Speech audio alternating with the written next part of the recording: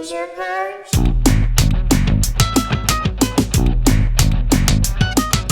Binge or Purge? Binge or Purge?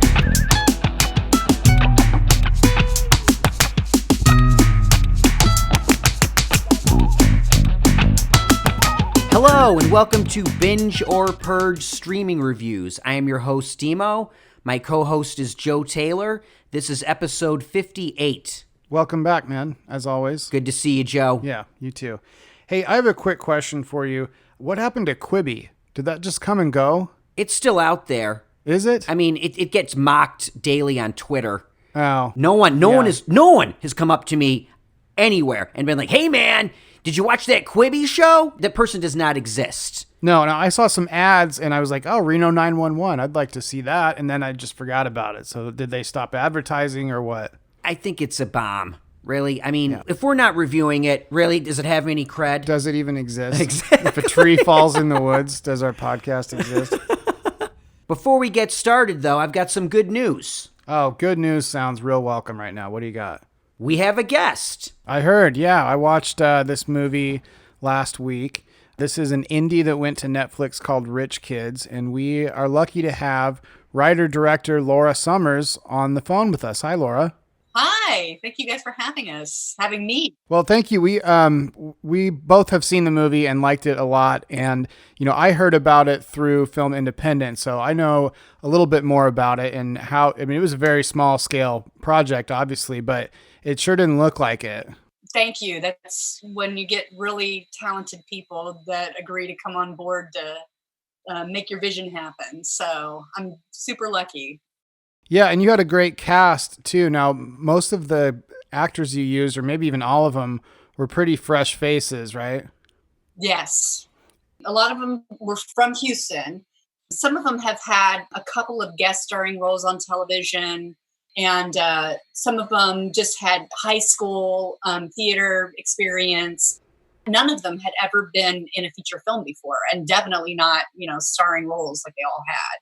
Well, I have to say, you got some great performances out of them. Thank you. I mean, we were saying they didn't have that much experience. Yeah. They really came across, and by the end of the movie, I mean, I was blown away by the performances you get out of them. Thank you. For me, it was the best part of the movie. I liked it overall, but the performances are what really just stuck with me. That was my goal, was to make sure that of everything that we had with the film, that the acting would be the best part of it. Because, when you have a low budget project, you don't have fancy special effects and stuff like that and explosions and everything and a lot of money, and you certainly don't have celebrities to kind of help your film. But if you can get amazing heartfelt performances from people, then you've got something special. Well, you certainly got that. The other thing that, as I'm watching it, I was like, I don't know where they are in America. And I liked that because to me, it felt like it could be anywhere in this country this story was taking place. I mean, we live in Los Angeles, and I go, well, this isn't Los Angeles. And I had no idea you shot in Houston. Yeah. But I felt the movie had an anywhere America feel to it, and I really liked that. Thank you. I really wanted that to come across, actually, because I think people, everywhere are experiencing economic inequality. We all have this dream of wondering what other people that have lives better than ours are like. And so to not be super specific about place just kind of leaves it open to be universal, a universal story. Yeah. Now, how did you end up in Houston? What took you there? Well, I'm from there. The neighborhood that the film took place in was the neighborhood I grew up in. And the house is my childhood home. Oh, no way. It's a nice house. Yeah. Yeah. That's using your house in a great way. I was going to ask, how'd you get the house? And oh, wow. Yeah. Perfect. As an independent filmmaker, the most important thing that we can do to help ourselves make our super low budget films is to think about what do we have at our disposal that's free. So I had this wonderful house and I thought, what kind of story could I tell? And the story actually was based on something real that happened in the house, where some kids broke into the house and, stayed for a period of time and partied and kind of really enjoyed themselves. And then it did, the major events that happened in the film actually did happen. To your house. Yeah. That's incredible. I mean, that's that's an idea just thrown right at you. Yeah. How old were you when this happened? Was you were a child? No, this was like, 10 years ago that this Okay. had happened. And, I wasn't living there anymore. And my family, they had been trying to sell the house. And, it was just during the bubble and, houses weren't selling and they had left the house kind of abandoned and they had moved out to the country, but they would kind of come back and forth. But everybody in the neighborhood, the house already, we had been there since I was, 5 years old. And so we've been here for 40 years and the house was like a legend in the neighborhood. Everybody knew about it. And people always talked about it and just always wondered what it was like. And people would break in constantly when we would go out of town. So once the house kind of became abandoned, then the break-ins really escalated. And that was the time when these kids broke into the house and this story happened. But now the house is a star of a movie. Yeah. Not only is it famous in your neighborhood, now it's famous, period. Well, yeah. Thank you. I appreciate that. Yeah, you got it. So when are you going to be out of town again? No, I'm just kidding. Well, the crazy thing is that when I decided to write this story with my friend David and shoot it there, my parents were in the midst of, they finally had gotten a real estate agent and they were like, we are going to sell this house. And I said, well, look, I'm writing the script right now and I really want to shoot a movie there. If you get an opportunity to sell the house, just go ahead and do it. Don't worry about me, but I'll work as fast as I can to get it done. So we were able to shoot there, and literally a week after we filmed there, they sold it. So it's a whole new family, and I hope they're not getting, harassed by a ton of people. Right. Yeah, that brought a lot to it. Like Dimo said, it did feel like anyone's neighborhood. Tell us a little bit. I have 1,000 questions I want to ask you about the production process, but that's, maybe for another time. What happened after the movie was finished? It went to some festivals, and then how did Netflix come into play? I mean, this is kind of a small fish for them. That's kind of why I heard about it. Yeah, oh my God, I know. It's just an absolute miracle that it made it there. But the way it worked, the short story is that, we literally spent a year and a half on the festival circuit, going to as many festivals as we could. We won about 16 awards and pushed really hard to kind of get the word out there and build the word of mouth. And everywhere we went, people loved the movie.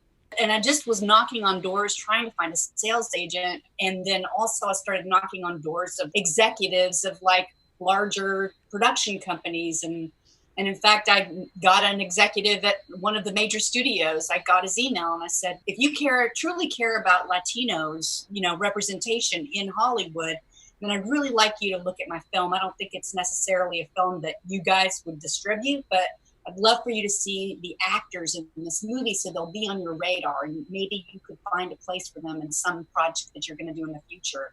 And he watched it and he loved the movie and he brought me in and he said, we can't take your film, but I do want to help you. And so then he ended up getting us with a sales agent that was just the perfect fit. And that sales agent, we went to Cannes last May and they just tried selling, tried getting it. And then they got it with a domestic distributor called ITN.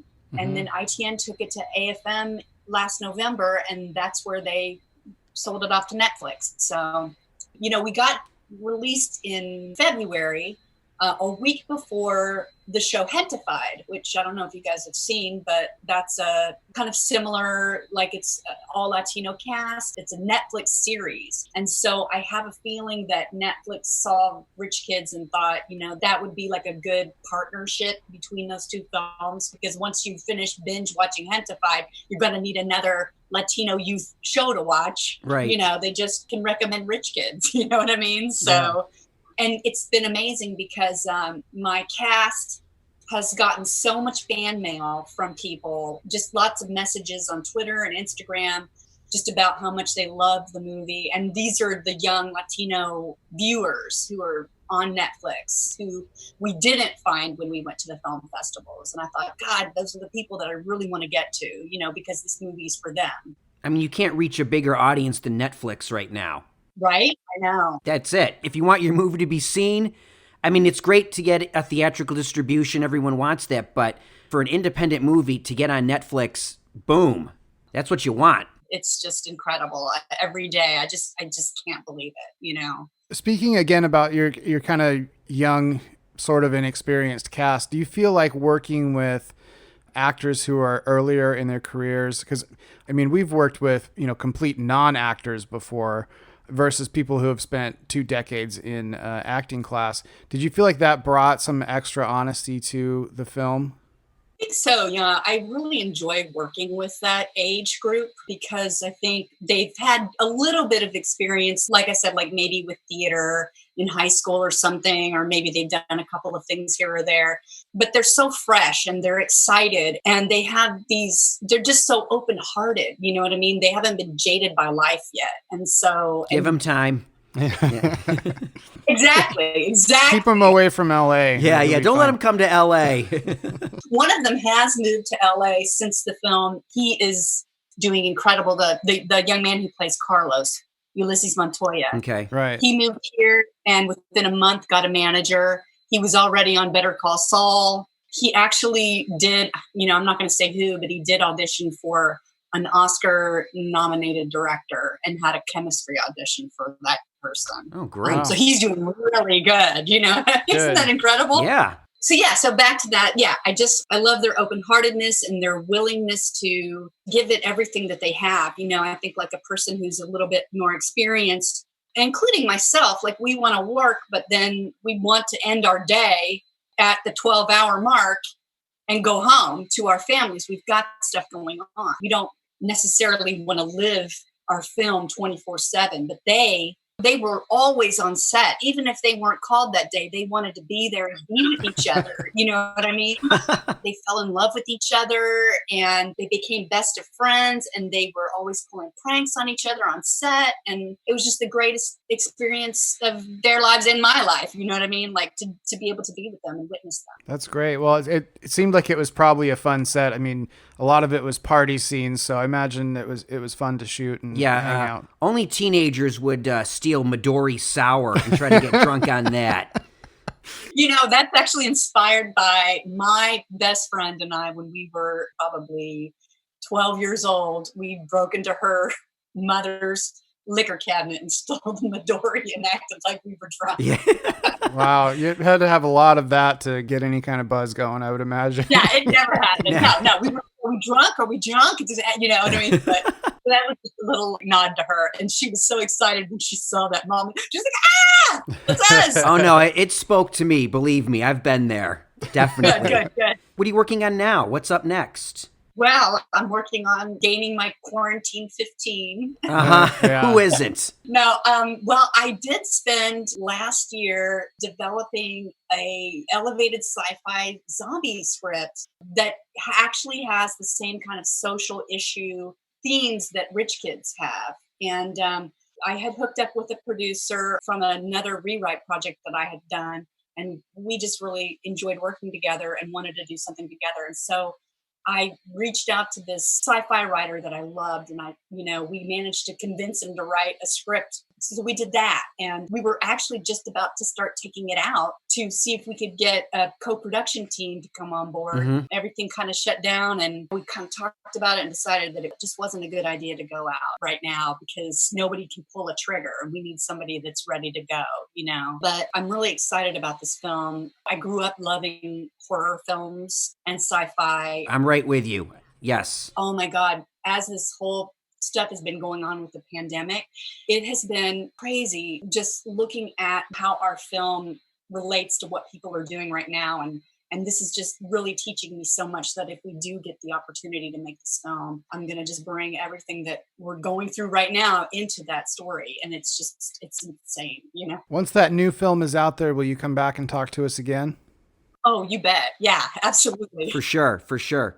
We always grade everything. I mean, the title of our podcast is Binge or Purge. We always give everything either a binge or a purge. Obviously, this is a binge for us. We both really liked it. So thanks so much for talking to us about it. Laura Summers, director and co-writer of Rich Kids, streaming now for everyone on Netflix. Laura, thank you so much for being on Binge or Purge. We really appreciate it. Oh, it was a pleasure. Take care. Bye-bye. That was cool of her to take the time and call in and talk to us. Again, Rich Kids streaming on Netflix. It's a total binge.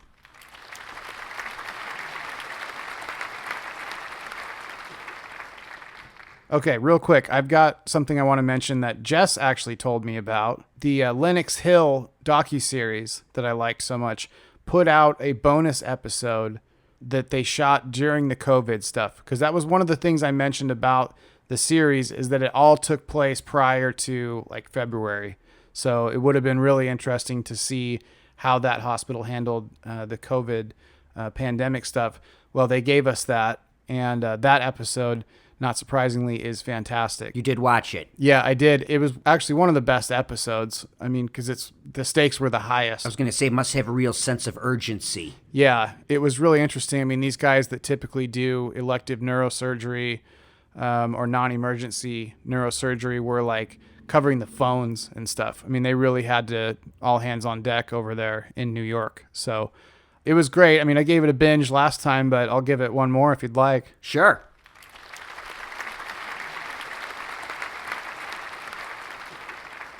Now we have some not so good news. A listener / friend of ours recommended a small independent movie, and I was really excited because this is a guy that's given me some good recommendations before.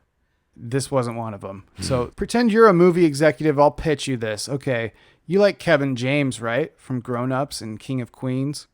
Oh, yes. He's a great comedic actor. Tell me more. Now, what if you had him with a giant swastika tattooed on his head as a big badass from prison who breaks out and is a total bad guy? Wait, I'm supposed to think Kevin James is playing a heavy? Yeah. No, I'm out.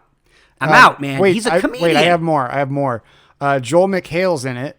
This is like a thriller drama, by the way, I should say. You've already told me 2 comedians, and you're telling me it's a thriller drama. Well, what I really want to tell you is that it's not a thriller drama. It is a comedy, but that's not what they were after.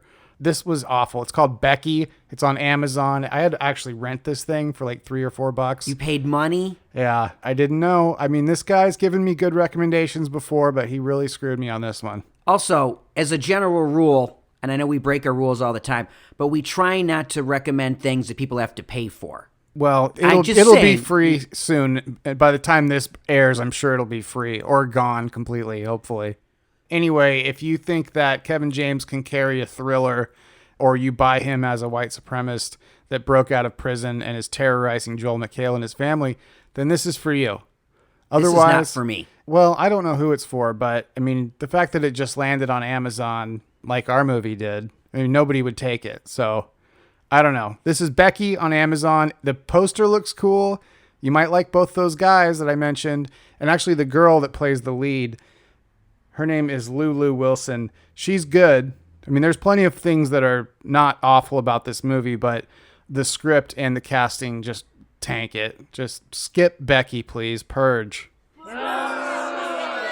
I wasn't going to watch it to begin with because I never even heard of it.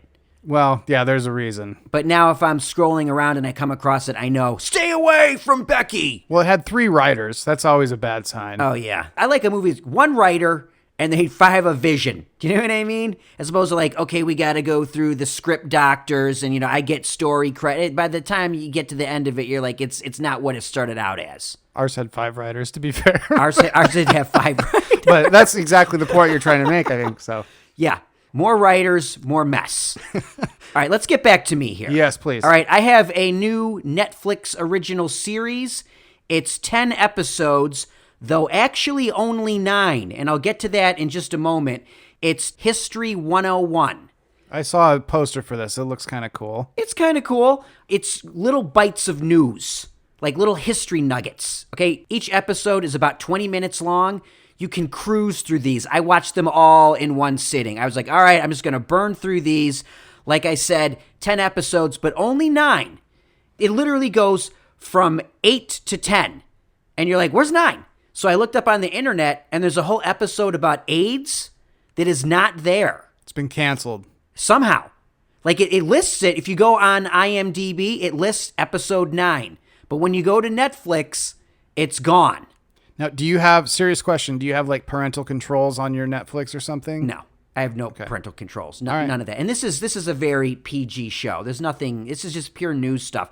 Now, every episode is different. The first one is fast food. Second one is the space race, the rise of China, plastics, oil in the Middle East, robots, feminism, nuclear power, and genetics. So it's just like a magazine type, like a 2020 or something? Like a 60 minutes type thing. Yeah. But Okay. there's no interviews in it.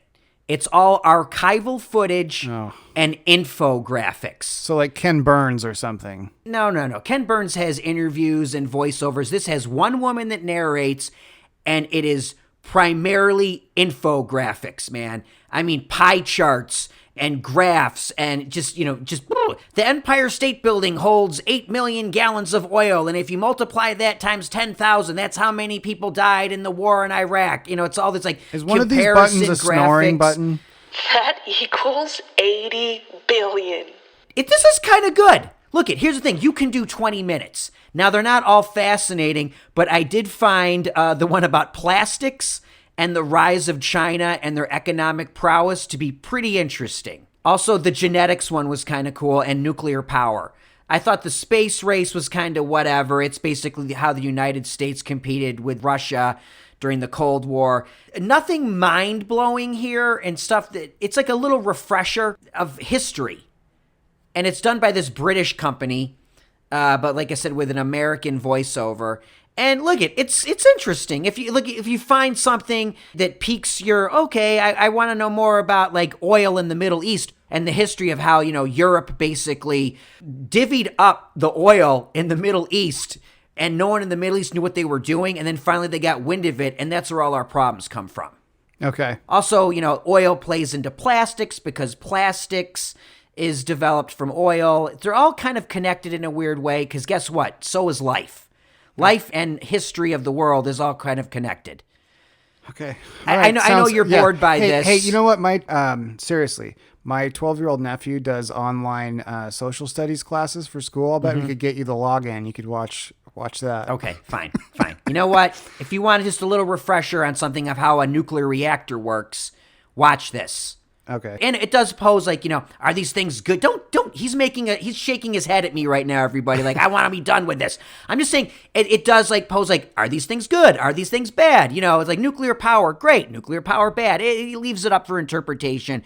They don't have some kind of agenda. It sounds like there's some kind of There agenda. might be a light agenda, I other than like the fact that the ocean is way full of garbage. They do have a guy scuba diving through just like a trash heap in the ocean the size of Texas. And you're like, oh, yeah, it's pretty bad. Okay. Anyway, All some right. interesting stuff in it. The fast food one doesn't really tell you much you don't already know. But there's little nuggets of, I didn't know that. So I'm going to say History 101, streaming on Netflix. It's a light binge.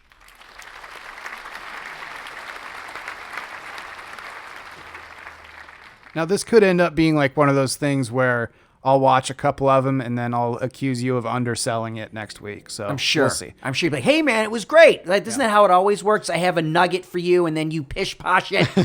Right? Pish-posh, Dimo, pish-posh. And then you end up watching it like, oh, I stand corrected. Yeah, sometimes I do. That's a fact. What are you looking forward to? Okay. What was my favorite show since we've started this? The Boys. Yes. On Amazon. You got it right. Thank you. Good guess, Joe. I wasn't guessing. I was here. to I be know. fair. I know. I was You're- remembering. But anyway. Yeah. It's coming back for season 2 officially on September 3rd. September 4th. Now, the only thing is they're going to drop the first 3 episodes, and then the remaining 5 will be released weekly, which I applaud. I went on Twitter, people like, I don't want it that way. I want to watch it on the weekend. There's a lot of whiners out there about how they get their television, okay? Right. I, for one, am a traditionalist, as you know. I do like the weekly release of episodes. But like I said, they're going to do the first 3, and then the remaining 5 will be weekly. I cannot wait. Like I said, The Boys on Amazon Prime was my favorite show last year. But not till September is it coming back. Correct. Okay. Something to look forward to, because let's face it, we're still going to be stuck at home. I think so. I'm looking forward to something that's much more immediate because it came out less than 24 hours ago. That's the new Will Ferrell movie about the European singing contest or something. I don't know much about it, but What's it called? Eurovision Song Contest, the story of Fire Saga. That sounds right. Just came out. I'm looking forward to watching it as soon as you leave here. I'll probably watch it too, and maybe we can do a review of it for the next episode. It also has Rachel McAdams. I do like Rachel McAdams. Yeah.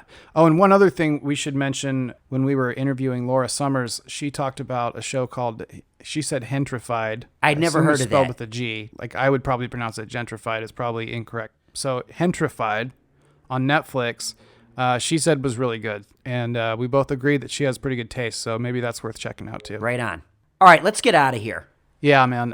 Just to recap real quick, thanks again, Laura Summers, co-writer and director of Rich Kids, now streaming on Netflix. Check that out. Do not check out Becky on Amazon unless you're some kind of weirdo. You know what I forgot to mention earlier, though? This actually has a 69 with the critics and 67 with the audience on Rotten Tomatoes. It seems a little high based on your recommendation. Well, maybe I'm the idiot. That's always a possibility. The Lenox Hill COVID episode, even if you haven't watched any of the rest of it, definitely worth checking out. And I think that's pretty much it. History 101, Joe. I know you want to forget about it. I literally just did. I know. Mission accomplished. I only talked about it 3 minutes ago. Ugh. Anyway, I thought that was a light binge. Sure. Check it out. Hey, recommend stuff to us. Binge or Purge podcast at gmail.com. Facebook, Instagram, Twitter, all that stuff. I also want to give another shout out to listener Pat, who recommended Into the Night on Netflix. I have since recommended to other people, and they've listened to the last episode, contacted me, said how much they enjoyed it. There you go. Well, Yeah, that's right? not surprising. It's a good show. Yeah, but Thanks. I mean, I like the feedback when we say something's good, and next thing I know, I'm getting inundated by people saying how much they liked it. So it, it validates us here. That's enough validation for me for the day. I'm sure. As always, we want to thank Just the Facts. You can follow Just the Facts on Instagram at @TheJessieGreer. That's Jesse with a Y. So for Joe Taylor, my name is Dimo. This has been Binge or Purge Streaming Reviews. Thank you so much for listening, and we'll see you next time.